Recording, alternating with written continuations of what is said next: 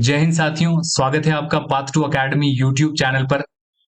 आज की क्लास में हम बात करेंगे part 2 of the Indian constitution, जो है सिटीजनशिप, जिसे हम नागरिकता भी कहते हैं हिंदी में। सो अगर आप सीएपीएफ, सीडीएस और एनडीए के लिए प्रिपेयर कर रहे हैं, तो ये जो कंप्लीट इंडियन पॉलिटी की सीरीज है, ये आपके लिए काफी हेल्पफुल होने वाली है। और जो अपकमिंग सीएपीएफ और सीडीएस एग्जाम है, इसके अंदर जो 20+ इंडियन पॉलिटी के क्वेश्चंस आते हैं, उसमें मैक्सिमम क्वेश्चंस आपको इस सीरीज से देखने को मिलेंगे। सो चैनल को सब्सक्राइब कर लीजिए और जुड़े रहिए इस पॉलिटी की सीरीज से। और अगर आप सीएपीएफ के लिए प्रिपेयर कर रहे हैं, और उसके लिए जो है कुछ न्यूज मैं आपको वीडियो के एंड में दूंगा, जो मॉक टेस्ट के रिगार्डिंग होगी, जो इसी यूट्यूब चैनल पे होगी। सो चैनल को सब्सक्राइब कर लीजिए और वीडियो को पूरा जरूर देखिए।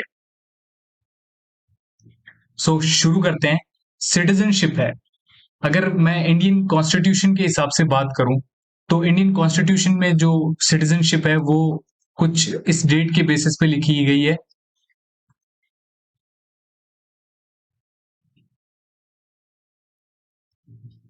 26 जनवरी 1950, ये जो डेट है, इसके बेसिस पे जो है हमें हमारे इंडियन कॉन्स्टिट्यूशन के अंदर जो है सिटीजनशिप लिखी हुई। अगर मैं इससे बिफोर में बात करूं और आफ्टर, इससे पहले जो है how to get the citizenship of India, ये जो है हमारे कॉन्स्टिट्यूशन के अंदर लिखी हुई है। बट इसके बाद में जो हमें सिटीजनशिप कैसे मिलेगी, जब इस डेट के बाद में जब कल को नए लोग जो है भारत का हिस्सा बनना चाहेंगे या भारत के नागरिक बनना चाहेंगे, तो उनको नागरिकता कैसे मिलेगी, ये हमारे कॉन्स्टिट्यूशन में नहीं लिखी हुई है। मैं इसमें लिख देता हूं, बिफोर रिटन इन कॉन्स्टिट्यूशन।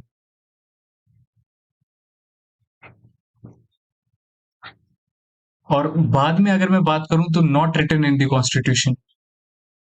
बाद में समय के साथ जो है अमेंडमेंट्स के द्वारा जो है इसमें जो कुछ एक्ट्स बनाकर बाद की प्रोसेस बताई गई है, या फिर बाद का जो एलिजिबिलिटी क्राइटेरिया है भारत का नागरिक बनने के लिए, वो बाद में बताया गया है। लेकिन इनिशियल फेज में जब हमारा कमेंसमेंट ऑफ द कॉन्स्टिट्यूशन है, ये हमारी डेट जो है कमेंसमेंट ऑफ द कॉन्स्टिट्यूशन, इस दिन हमारा संविधान जो है लागू हुआ था।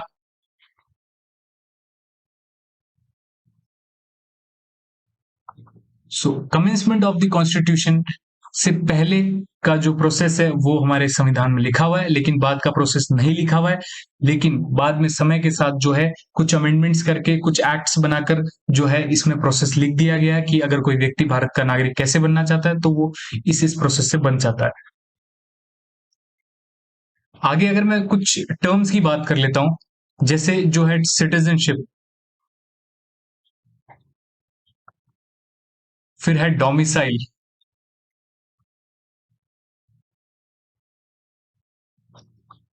और फिर जो है रेजिडेंट। सिटीजनशिप तो एक प्रकार का रिलेशनशिप हो गया between a person and a nation.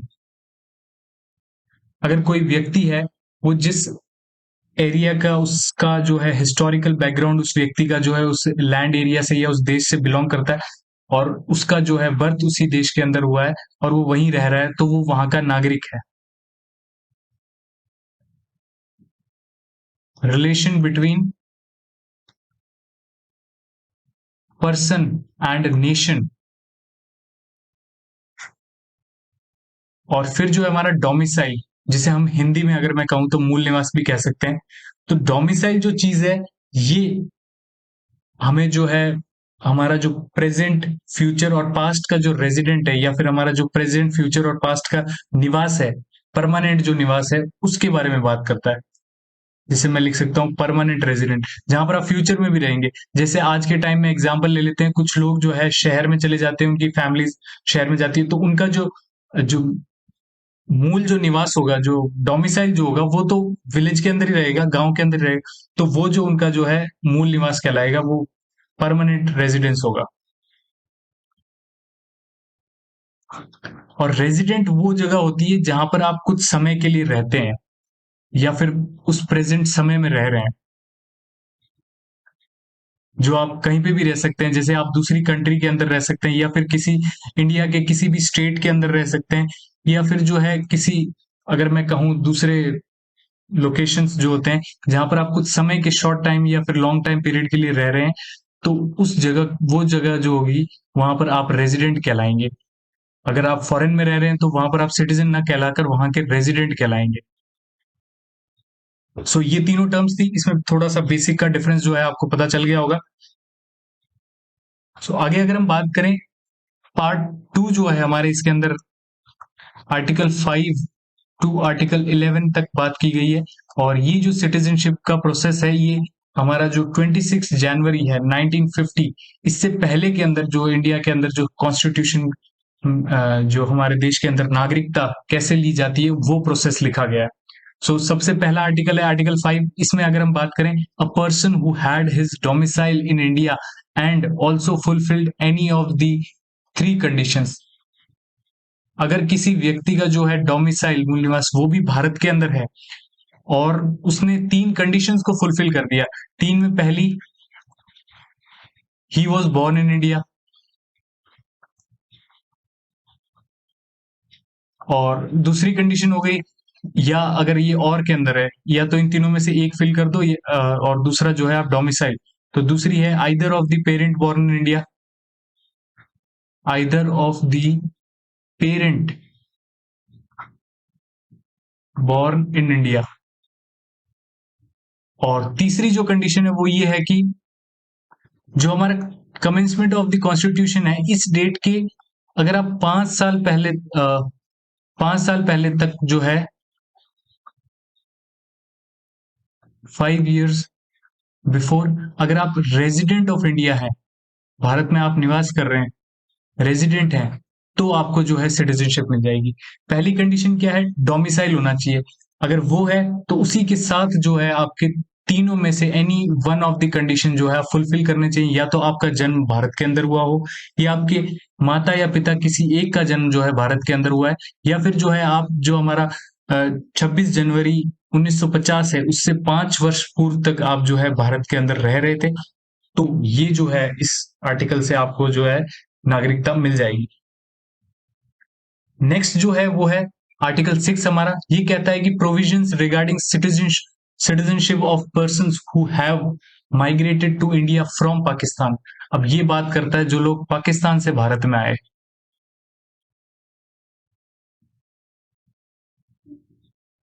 Pakistan to India, इसके अंदर हालांकि 2-3 फैक्ट्स हैं पर वो इतने इंपॉर्टेंट नहीं है, क्योंकि ये सारे जो प्रोसेस है वो 1950 से पहले के प्रोसेस हैं। तो हम इतनी सी बात करेंगे, जो पाकिस्तान से भारत आए उनके बारे में जो बात की जाती है वो है आर्टिकल 6 के अंदर। नेक्स्ट जो है हमारा आर्टिकल 7, ये कहता है provisions regarding citizenship of person who have migrated from India to Pakistan but later return to India for resettlement.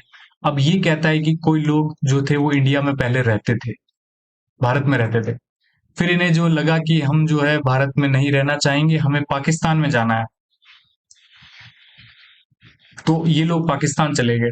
But थोड़ा दिन वहां रहे और इन्हें लगा कि जो हमें पाकिस्तान में भी नहीं रहना, हमें वापस भारत ही रहना है, तो ये वापस इंडिया आ गए। तो ये जो प्रोसेस है, इसका जो प्रोविजंस है इसके थ्रू सिटीजनशिप लेने का, वो हमारे आर्टिकल 7 के अंदर लिखा गया है। इसमें जो है एक डेट चूज की गई। अगर आप जो है 1 मार्च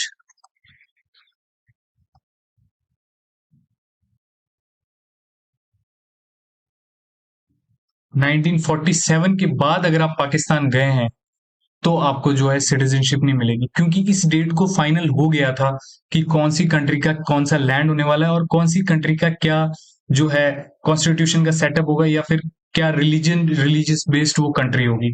तो इससे अगर इससे बाद में अगर आप गए हैं तो आपको जो है नहीं मिलेगी सिटीजनशिप। अगर फिर भी आपको चाहिए सिटीजनशिप तो उसके अंदर एक प्रोविजन है, जो हमारी डेट है वो है 19 जुलाई 1948। अगर आपको इस डेट के बाद अगर आप भारत के अंदर आते हैं तो आपको जो सिटीजनशिप कैसे मिलेगी, आप जो है गवर्नमेंट को एक फॉर्म फिल करके देंगे और 6 मंथ के लिए आप जो है इंतजार करेंगे, और उसके बाद जो है गवर्नमेंट आपको सिटीजनशिप दे देगी। 6 मंथ्स के लिए आपको वेट करना होगा और उसके बाद जो है भारत में आपको नागरिकता मिल जाएगी। इस डेट के बाद, इस डेट से जो पहले आएगा उसे तो नागरिकता मिल ही जाएगी, बट इस डेट के बाद में जो व्यक्ति भारत के अंदर वापस आता है या भारत में आता है, यहाँ पर दोनों चीजें हैं, या तो वो पाकिस्तान से भारत में आ रहा है या कहीं और से भारत के अंदर आ रहा है, तो उसे जो है सिटीजनशिप मिलेगी, उसे जो है एप्लीकेशन लिखनी पड़ेगी सेंट्रल गवर्नमेंट को और उसे जो है नागरिकता मिल जाएगी। नेक्स्ट जो हमारा है वो है आर्टिकल 8। ये कहता है पर्सन हु और एनी ऑफ हुज पेरेंट्स और grand parents was born in undivided India but who is ordinarily residing outside India shall become an citizen if he has been registered as a citizen of India by the diplomatic or consular representative of India in the country of his residence।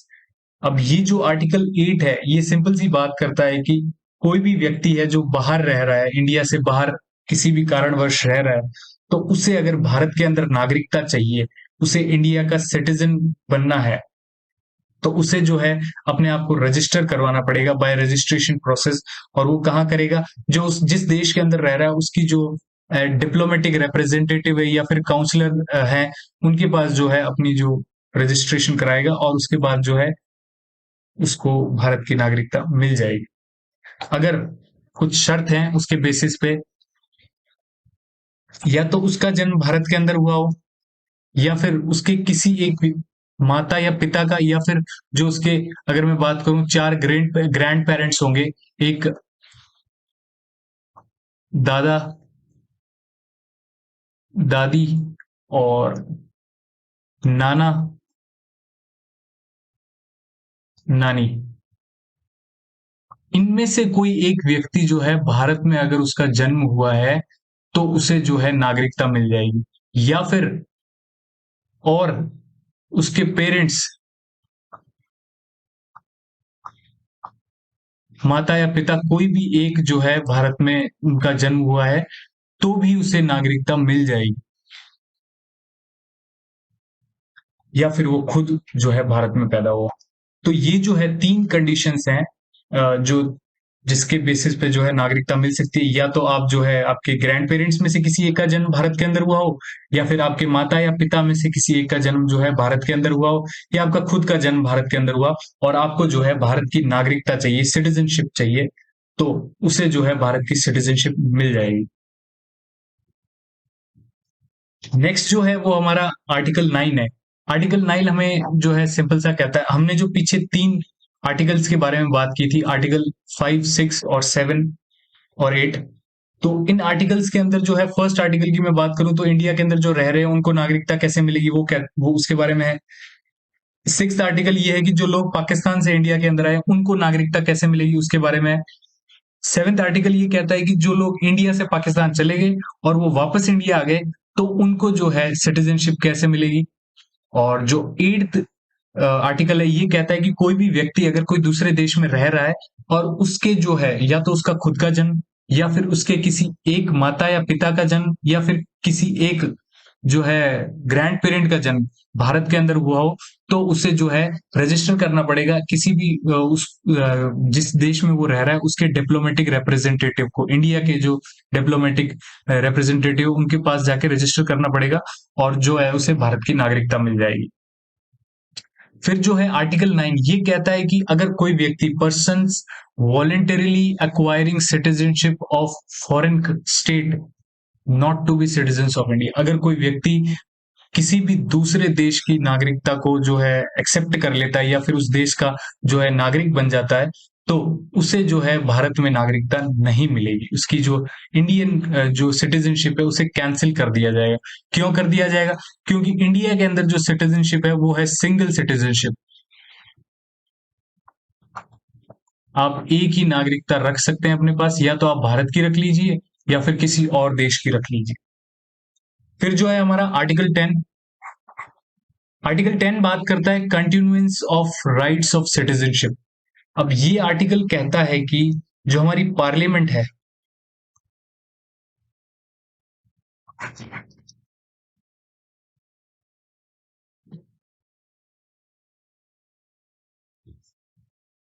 ये कहता है कि अगर आपको किसी भी article के तहत आर्टिकल 5, आर्टिकल 6, आर्टिकल 7 और आर्टिकल 8, इनके तहत अगर सिटीजनशिप मिली है तो आपकी जो सिटीजनशिप है वो पार्लियामेंट कैंसिल कर सकता है। किसी भी सिचुएशन में अगर कोई ऐसी सिचुएशन है तो उसके अंदर पार्लियामेंट के पास ऑथोरिटी है आपकी सिटीजनशिप अगर आपको इन आर्टिकल्स के तहत मिली है तो उसे पार्लियामेंट कैंसिल कर सकता है। अब यहाँ पर दो सिचुएशन आती है। यहाँ पर पार्लियामेंट इसलिए यूज किया गया है क्योंकि यहाँ पर स्टेट लेजिस्लेचर का कोई रोल नहीं है सिटीजनशिप के अंदर। ऐसा नहीं है कि कोई स्टेट चाहे तो वो जो है किसी व्यक्ति की जो है सिटीजनशिप कैंसिल कर सकता है, क्योंकि यहाँ पर पार्लियामेंट एक सेंट्रल बॉडी है और स्टेट जो है एक अलग बॉडी है जिसका रोल नहीं है इस जो सब्जेक्ट के अंदर डील करने का। और यहाँ पर हमें एक और रिलेशन पता चलता है जो हमने हमारी प्रियम्बल और जो दूसरी शेड्यूल्स वाली क्लास है उसके अंदर बात की थी, वो है क्वासी फेडरल।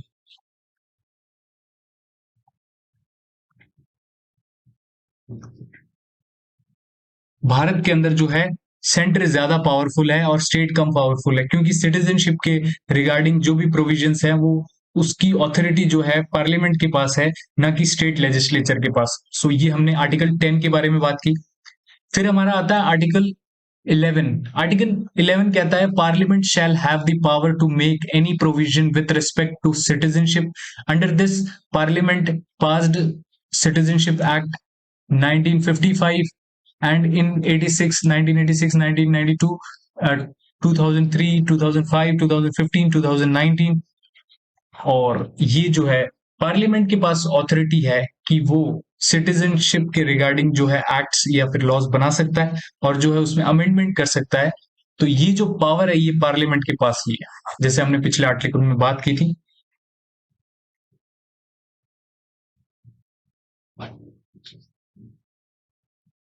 सो ये जो है हमारे 5 to 11 आर्टिकल्स कंप्लीट हो गए, जिसमें हमने बात की थी। जो फिफ्थ आर्टिकल है ये बात करता है जो इंडिया में लोग रह रहे हैं उनको सिटीजनशिप कैसे मिलेगी। जो सिक्स्थ आर्टिकल ये कहता है कि जो पाकिस्तान से भारत में आए हैं उनको सिटीजनशिप कैसे मिलेगी। जो सेवंथ ये कहता है कि जो इंडिया में रहते थे लेकिन फिर पाकिस्तान चले गए और फिर पाकिस्तान से वापस भारत में आ गए तो उनको सिटीजनशिप कैसे मिलेगी। जो एट्थ है वो ये कहता है कि जो लोग बाहर दूसरे देश के अंदर रेजिडेंट है तो उनको सिटीजनशिप कैसे मिलेगी।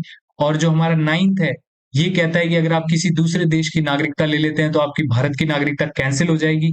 और टेंथ है ये कहता है कि हमारा जो पार्लियामेंट है इसके पास ऑथोरिटी है हमारा राइट टू सिटीजनशिप जो है उसको खत्म करना या मेंटेन करना। और जो हमने 11th बात की थी ये हमें कहता है कि जो पार्लियामेंट के पास जो है ऑथोरिटी है अमेंडमेंट करने की हमारे जो सिटीजनशिप के एक्ट है उसके अंदर, या फिर जो हमारा सिटीजनशिप वाला सब्जेक्ट है उसके अंदर जो अमेंडमेंट है वो पार्लियामेंट कर सकती है या उसके पास पावर है इसके रिगार्डिंग।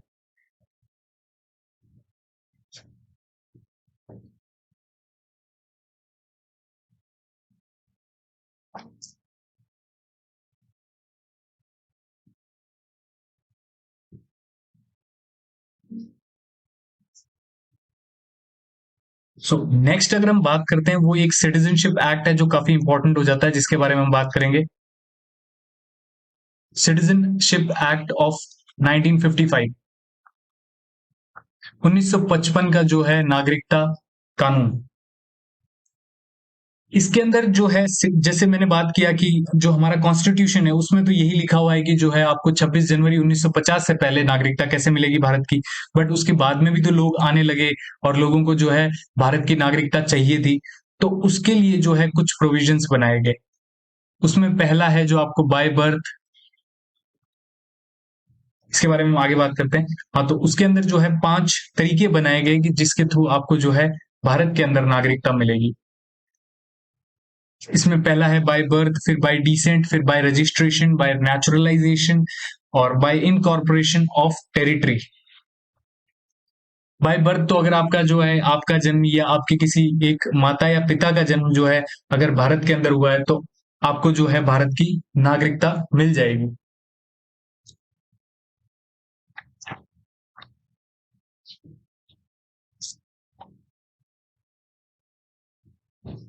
इसके अंदर जो फर्स्ट कंडीशन है या तो आपका birth, you born in India, और या फिर जो second, either of the parent born in India. Either of the parent, किसी एक माता या पिता का जन्म जो है भारत में हुआ। बट इसके अंदर एक और कंडीशन है कि दोनों में से यदि एक का जन्म भारत के अंदर हुआ है तो दूसरा जो है इलीगल इमिग्रेंट नहीं होना चाहिए।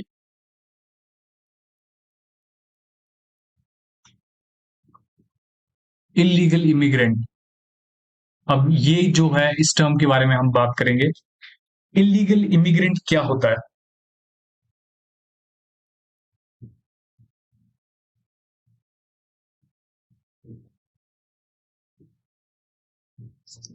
अगर कोई भी ऐसा व्यक्ति है जो भारत का नागरिक नहीं है और वो भारत के अंदर रह रहा हो, not citizen of India, plus वो इंडिया के अंदर रह रहा हो, रिजाइड कर रहा हो, रह रहा हो, और उसके पास जो है नो ट्रैवल डॉक्यूमेंट,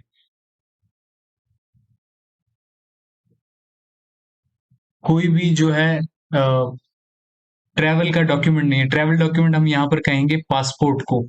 जैसे आपको पता होगा किसी भी फॉरेन कंट्री को जाने के लिए हमारा जो है पासपोर्ट हमें चाहिए होता है।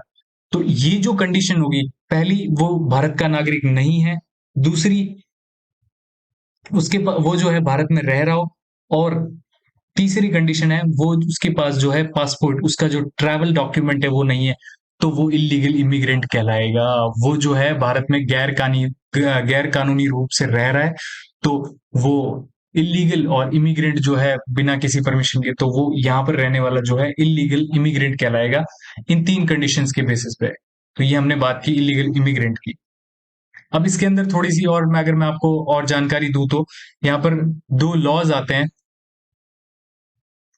एक लॉ है, अगर जैसे आपको जो है इस केस में अगर कोई व्यक्ति फंस जाता है तो उसके लिए दो लॉज के तहत जो है उसको सुनवाई दी जाती है। पहला जो है वो है पासपोर्ट एक्ट, ये 1920 का है, काफी पुराना है। और जो दूसरा है वो है फॉरेनर्स एक्ट,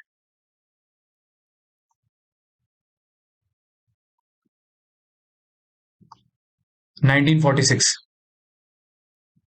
ये जो एक्ट्स हैं इनके बेसिस पे जो है उनको पनिश किया जाएगा अगर वो इलीगल इमिग्रेंट पाए जाते हैं। सो ये हमने बात कर ली जो हमारा बाय बर्थ जो हमें सिटीजनशिप मिलती है।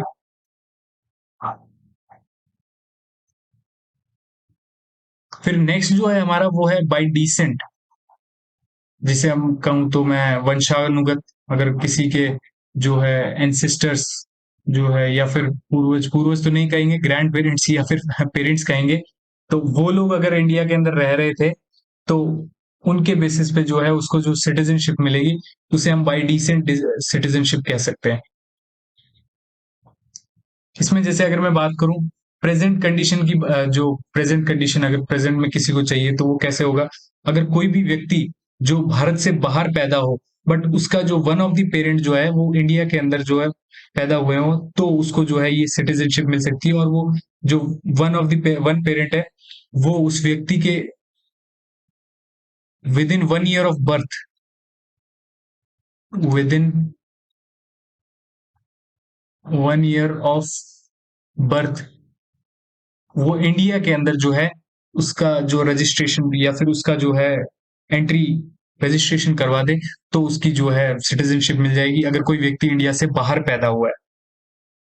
अगर उससे बाद में भी कराता है तो उसे जो है सेंट्रल गवर्नमेंट से जो है परमिशन लेनी पड़ेगी, उसको जो है एक एप्लीकेशन लिखनी पड़ेगी, और उसमें जो है आपको सिटीजनशिप मिल जाएगी। तो ये जो है बाय डिसेंट हो गया, सिंपल से है। वैसे आपको इसमें जो है ज्यादा डीप में जाने की जरूरत नहीं है, इतने क्वेश्चंस आते नहीं है इस सेक्शन से।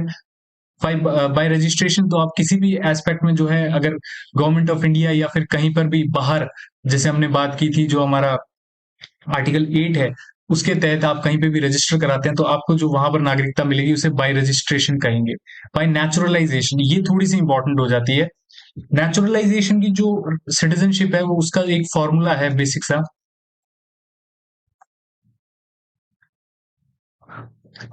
और ये फॉर्मूला, इस फॉर्मूले के अगर मैं आपको एक एग्जांपल के थ्रू बात करूं, हाँ यहाँ पर बेटर रहेगा। अगर मैं आज की डेट लिखता हूं 15 जून 2022। और मैं इसी डेट के एक साल पहले जाता हूं और इसी डेट के जो है 14 ईयर्स पहले चला जाता हूं। तो एक साल पहले जाऊंगा तो ये हो जाएगा 15 जून। ये मैं आपको जो बाय नेचुरलाइजेशन प्रोसेस है उसे एक्सप्लेन कर रहा हूं, तो ये आपके लिए आसान हो जाएगा इस मैप या फिर इस डायग्राम से समझने में। 2021। और ये जो है मैं बात करूं तो 15 जून 2007, हाँ 7 ही होगा। तो ये जो टेन्योर है, जैसे हमने फॉर्मूले की बात की थी, वो कहता है 1+11/14।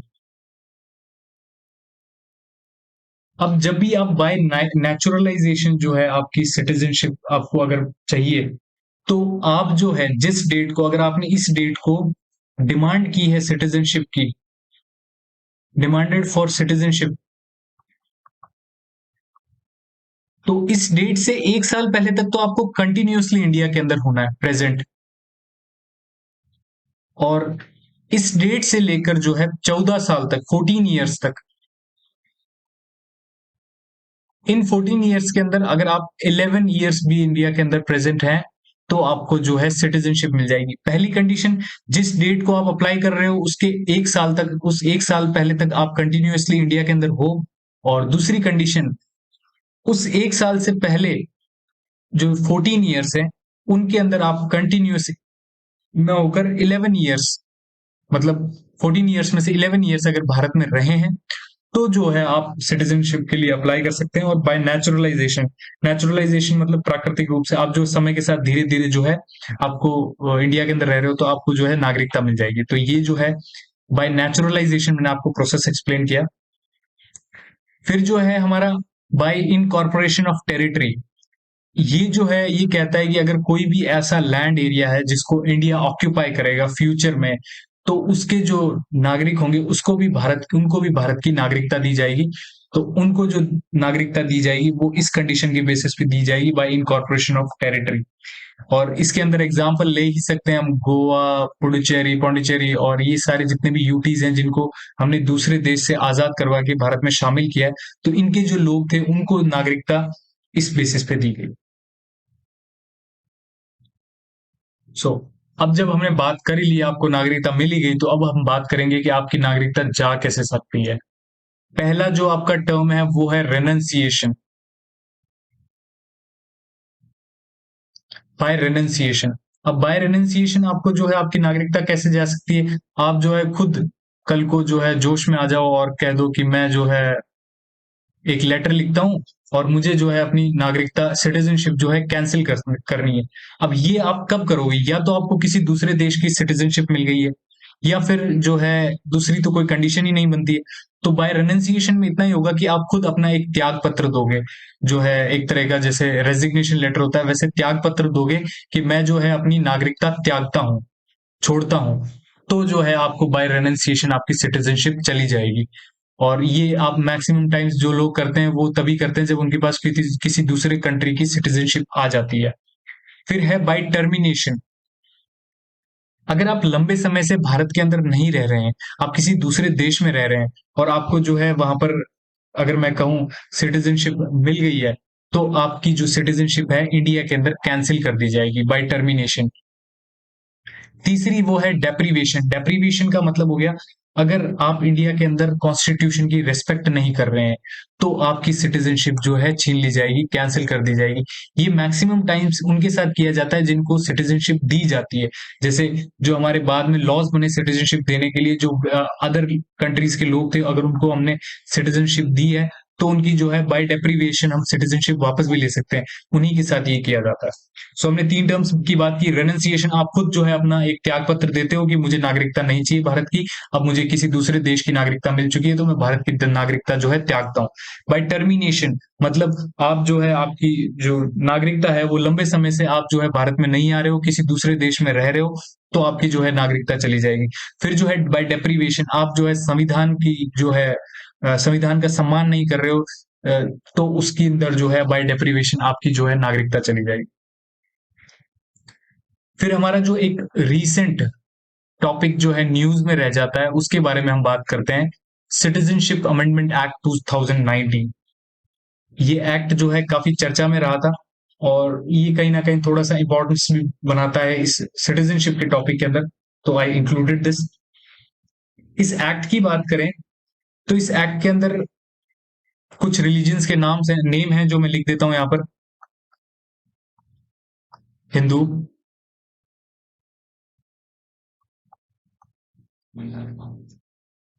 क्रिश्चियन, जैन, पारसी, बुद्धिस्ट,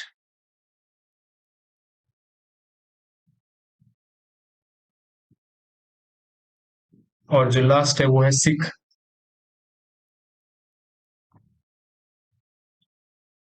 अगर कोई भी व्यक्ति इन 6 धर्मों से बिलोंग करता है और वो जो है इन 2 देशों में रह रहा हो, अफगानिस्तान एंड पाकिस्तान, तो वो जो है भारत का नागरिक बन सकता है, अगर वो 31 दिसंबर 2014 से पहले जो है इंडिया के अंदर आया हो, तो उसे 2 प्रोसेस से जो है सिटीजनशिप मिलेगी। अगर वो इससे पहले आया है तो उसे जो है एक इलीगल, अगर देखा जाएगा तो उसे नागरिकता नहीं मिली है, तो वो इलीगल इमिग्रेंट ही कहलाएगा। और दूसरी जो है, अगर उसने कहा है कि मुझे रिलीजियस बेसिस पे इन दोनों देशों में जो है प्रताड़ित किया जा रहा है, जो है मैं कहूंगा प्रोसिक्यूशन, रिलीजियस प्रोसिक्यूशन जो है उसके साथ हो रहा है, तो उसे जो है 2 कंडीशन, एक तो इलीगल, एक तो रिलीजियस प्रोसिक्यूशन,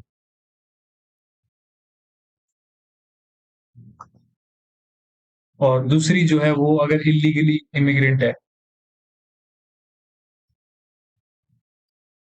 2 चीजें हैं, उससे पूछा जाएगा कि आप जो है दूसरे देश से क्यों आ रहे हो भारत में। अगर वो इन 3 रिलीजियंस या धर्मों से बिलोंग करता है, तो अगर वो कहता है कि मुझे जो है धार्मिक रूप से प्रताड़ना मिल रही है वहां पर, तो उसे जो है भारत की नागरिकता दी जाएगी। और इन 3 धर्मों से अगर वो आया हुआ है और इलीगली यहाँ रह रहा है, तो उसे जो है उसे नागरिकता दी जाएगी। ये बात है 31 दिसंबर से पहले की, मतलब इससे पहले जो लोग आए हैं उनको मिलेगी।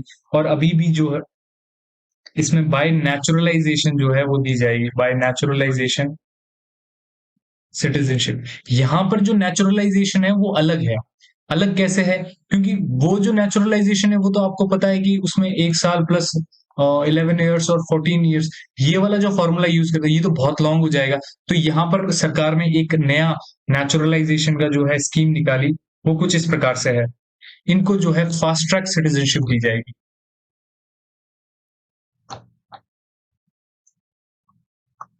फास्ट ट्रैक सिटीजनशिप,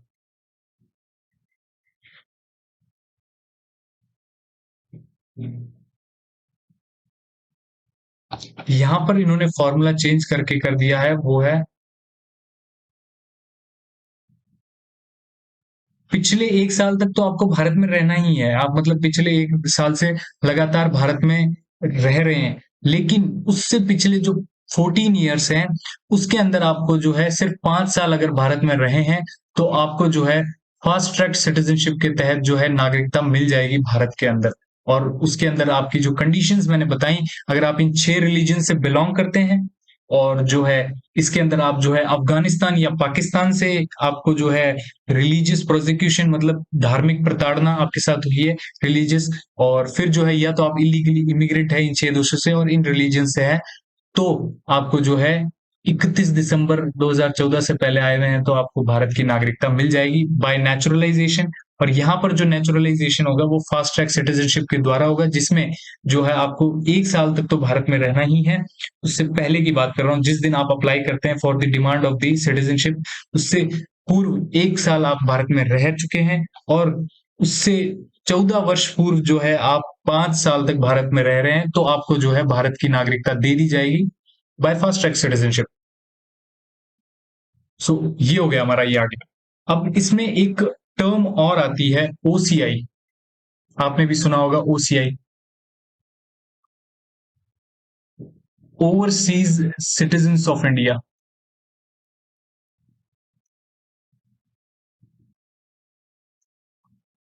ये जो ओसीआई टर्म है, ये जनरली उन लोगों के लिए है जो भारत में नहीं रह रहे हैं, पर जो कहीं ना कहीं जो उनका कोई रिलेशन है भारत से, तो वो भारत में आना जाना चाहते हैं, तो ये एक तरह का कार्ड बनता है इसका, ओसीआई कार्ड जिसे हम कहते हैं। ये कार्ड बनने के बाद जो है आपको वीजा नहीं चाहिए होता है भारत के अंदर आने के लिए, ओसीआई कार्ड। और ये जो है आपको मिल जाता है। और इसके अंदर भी जो है, अगर आपके जो अगर आप किसी दूसरे देश के नागरिक हैं और आपका रिलेशन इंडिया के अंदर किसी ऐसे व्यक्ति के साथ जो है जिसका जन्म भारत के अंदर हुआ, या उसके आपके जो पेरेंट्स हैं वो इंडिया से थे, या फिर आपके जो ग्रैंड पेरेंट्स थे वो इंडिया से थे, तो उसके अंदर जो है आप जो आपको ये ओसीआई कार्ड मिल जाएगा, जिससे आप जो है भारत में आ जा सकते हैं। ये उस कंडीशन में है जब आप दूसरी कंट्री के सिटीजन है, क्योंकि जैसे हमने बात की कि इंडिया जो है दो सिटीजनशिप नहीं देता है। इंडिया के अंदर जो रूल यूज होता है वो सिंगल सिटीजनशिप है। और अगर आप सिंगल सिटीजनशिप की बात करें तो उसके अंदर जो है ओसीआई आपको जो है इंडिया के अंदर वीजा फ्री एंट्री देता है। आप बिना वीजा के इंडिया के अंदर आ सकते हैं और कभी भी आ जा आके रह सकते हैं। पर इसके अंदर जो है आपके, जैसे मैंने आपको कंडीशंस बताई, या तो आपका खुद का जन्म भारत के अंदर हुआ हो, या आपके किसी एक पेरेंट जो है भारत से बिलोंग करते हो, या आपके ग्रैंड पेरेंट्स जो है भारत से बिलोंग करते थे, तब आपको जो है ये ओसीआई मिलेगा।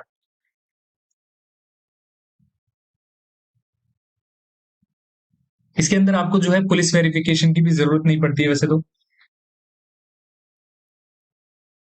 इसमें और भी काफी सारी कंडीशन है, पर आपको जो ये ओसीआई टर्म है ये याद रखना है। और इसमें दो चीजें हैं, दो कंडीशन है। अगर जैसे आपका ओसीआई का जो खत्म कैसे होगी, टर्मिनेशन कैसे होगा, तो जो भी व्यक्ति 26 जनवरी 1950 तक भारत का सिटीजन था उसको मिलेगा ओसीआई कार्ड।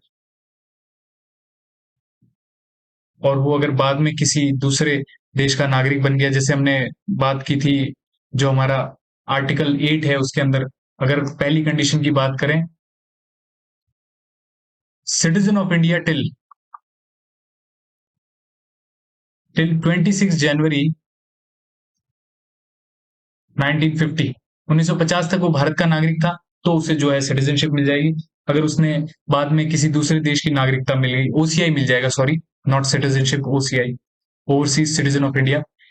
और दूसरी कंडीशन ये है कि कोई भी व्यक्ति जो है 26 जनवरी 1950 तक भारत का नागरिक बनने के लिए एलिजिबल हो, जैसे हमने एलिजिबिलिटी क्राइटेरिया की बात की, अगर तब वो भारत का नागरिक बनने का एलिजिबल था, या फिर उस वक्त उसके जो ग्रैंड पेरेंट्स या पेरेंट्स जो है, आइदर ऑफ द पेरेंट्स या either of the grand parents India से बिलोंग करते थे, तो वो इंडिया का सिटीजन बनने का जो है एलिजिबल था।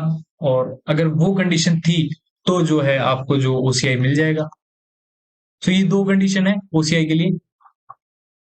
इसमें मैरिज वाले भी होते हैं, कुछ और भी होते हैं, बट हमारे को जो ध्यान रखना है, ओसीआई क्या होता है, एक ओवरसीज सिटीजनशिप, जो है सिटीजन ऑफ इंडिया होते हैं, इनको जो है ओसीआई कार्ड दिया जाता है, जहां पर वीजा फ्री एंट्री होती है और ये इंडिया के अंदर आ जा सकते हैं।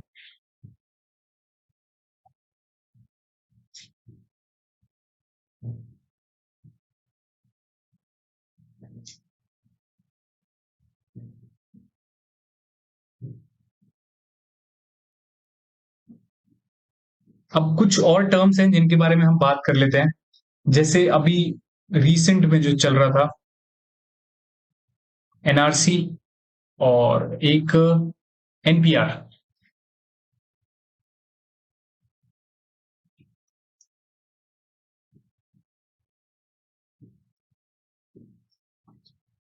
नेशनल रजिस्टर ऑफ सिटीजन्स, हमारा जो एनआरसी है। अब यहाँ पर दोनों के अंदर एक बेसिक सा डिफरेंस है। ये हो गया नेशनल पॉपुलेशन रजिस्टर, पॉपुलेशन नहीं होगा यहाँ पर, national,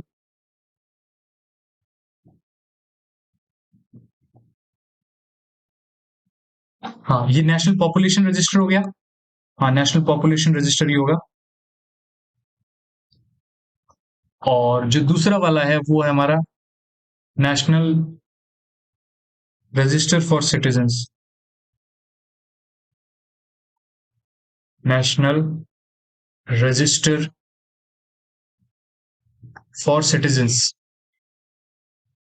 sorry for the handwriting, citizens. So ये जो है दोनों में डिफरेंस है।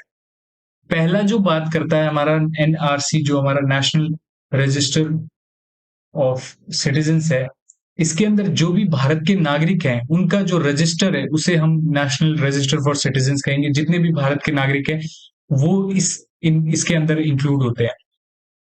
ओनली मैं अगर कहूं तो सिटीजन्स, ये डिफरेंस है। और जो दूसरे एनपीआर है, एनपीआर में वो होंगे जो भारत के अंदर मैं कह सकता हूं रह रहे हूं। तो यहां पर citizens plus non citizens, non citizens, ये दो नो जो है एनपीआर, जो हमारी नेशनल पॉपुलेशन रजिस्टर है उसके अंदर होंगे।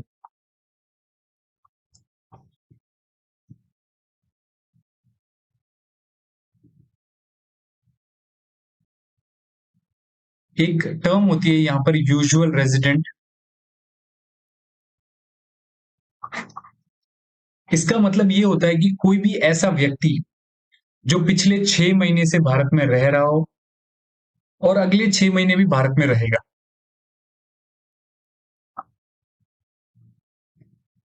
6 मंथ बिफोर भी जो है भारत में रह रहा हो और फिर अगले 6 महीने, 6 मंथ, आफ्टर 6 मंथ भारत में रहेगा, तो उसे हम एक यूजुअल रेजिडेंट कहेंगे। भारत में यूजुअल सामान्य निवासी या फिर यूजुअल रेजिडेंट जो है हम कहेंगे उसे। सो ये थी आपकी जो सिटीजनशिप वाली क्लास। इसके अंदर जितने भी हमने टॉपिक्स आपके एग्जाम पॉइंट ऑफ व्यू से इंपॉर्टेंट है वही किए हैं कवर, क्योंकि सिटीजनशिप काफी ब्रॉड चैप्टर हो सकता है, इसके अंदर काफी सारी चीजें डिस्कस करने के लिए। बट जो भी इंपॉर्टेंट सेक्शंस हैं उन्हीं को डिस्कस किया है, और जो पूछे जाने के चांसेस तो वैसे कम ही होते हैं। एक ही क्वेश्चन आया था, मैं जहां तक याद है मुझे, सिटीजनशिप का, और उसमें भी जो है सिटीजनशिप का जो है पार्ट पूछा गया था, सिटीजनशिप कौन से पार्ट से बिलोंग करती है। तो काफी बेसिक सा क्वेश्चन आया था। अगर उसके बाद भी कुछ क्वेश्चंस बचे बनते हैं आने के लिए, तो वो इन रीजन से ही आ सकते हैं। So thank you for watching the video. अगर आपको वीडियो अच्छी लगी है तो इसे लाइक जरूर करें। और ये जो है नेक्स्ट सीएपीएफ का जो एक मॉक टेस्ट है वो जल्दी हमारे प्लेटफॉर्म पे आने वाला है यूट्यूब चैनल पर। सो यूट्यूब चैनल को जो है आप सब्सक्राइब कर लें, और इसके अंदर जो है हम एक पूरा जीएस का मॉक पेपर करेंगे और उसे पूरी तरह से डिस्कस करेंगे। जितने भी उसके अंदर जो है क्वेश्चन है, उनके जितने ऑप्शन है उन सबको डिस्कस करेंगे। सो चैनल को सब्सक्राइब कर लीजिए। अगर आपको वीडियो अच्छी लगी है तो इसे लाइक जरूर कर दें, और अपने फ्रेंड्स के साथ शेयर कर दीजिए यार, क्योंकि एज मैंने देखा है कि काफी कम लोग हैं जो इसे शेयर कर रहे हैं। तो इसे शेयर जरूर कर दीजिए। Share, like and subscribe. Channel को सब्सक्राइब कर लीजिए, क्योंकि इस प्लेटफॉर्म पे आपको जो है डिफेंस एग्जाम से रिलेटेड काफी सारे हेल्पफुल कंटेंट मिलने वाले हैं, और बिल्कुल काफी तो बिल्कुल फ्री ऑफ कॉस्ट है, तो आप बिल्कुल एक्सेस कर सकते हो। जैसे ये हमारी पॉलिटी की सीरीज है, ये जो क्वालिटी है आपको फ्री में, आप आई एश्योर यू के डिफेंस एग्जाम्स के लिए कहीं पर नहीं मिलने वाली है। एंड इसके लिए तो आप कम से कम चैनल को सब्सक्राइब कर दीजिए। सो मिलते हैं नेक्स्ट वीडियो के अंदर, जिसमें हम डिस्कस करेंगे जो सीएपीएफ जीएस पेपर 2 है उसका पूरा मॉक करेंगे। सो थैंक यू एंड जय हिंद।